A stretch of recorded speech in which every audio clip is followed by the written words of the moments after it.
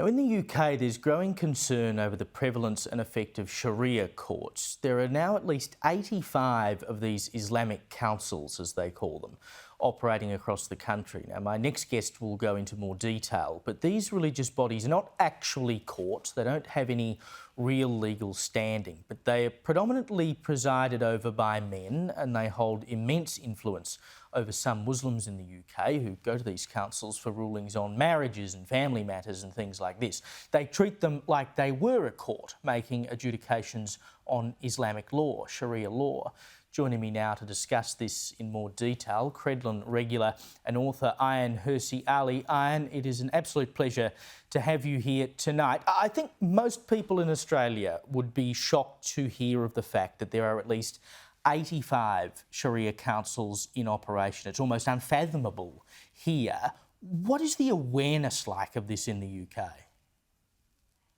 Well, the awareness in the UK is, I would say it's pretty strong. But a few years ago, I remember a debate, this is as far back as 2016, maybe even farther back, 2006, when the practice of Sharia legal, legal practices were happening in Britain illegally. So, for instance, people would discover that something like this was happening with husbands presenting with multiple wives. And this continued, and for a long time there was this debate, what should we do about it? Unfortunately, the Muslim communities that now form parallel communities within Britain decided to go ahead and implement these Sharia laws. And the debate led to a formalization of these Sharia courts, which is unfortunate.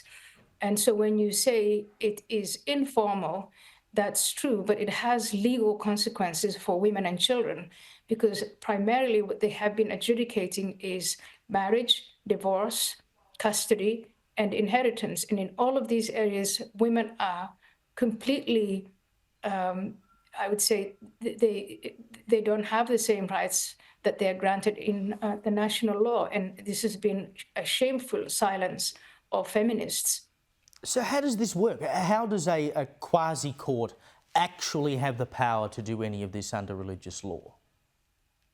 So in these parallel communities or ghettos, the Muslims who live there, it starts with quote unquote volunteering, but over time, when an entire neighborhood or an entire town is, the majority of that is Muslims, then these Sharia courts, they pop up.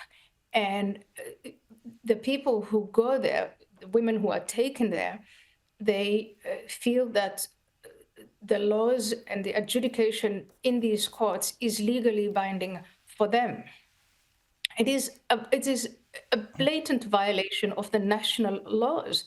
And this is what the Islamist groups want. They want a parallel society. It's insidious. It's by, Sharia by stealth. It's an Islamization of their surroundings. But I think the real blame lies with the British government, because it is the British government that has allowed this to happen. Indeed, and I think part of the problem, of course, is that in the UK, it's about 6.5% of the population is Muslim. That's the latest numbers we have. It's probably higher now. It's 15% in London.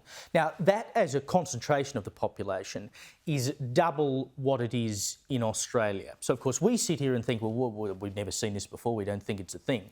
But the problem is that governments, when you have such a large population of Muslim people or any other group, start to feel like they have to pander to them. Presumably, that's what's happening here, and the UK is not the only place that should be worried about this.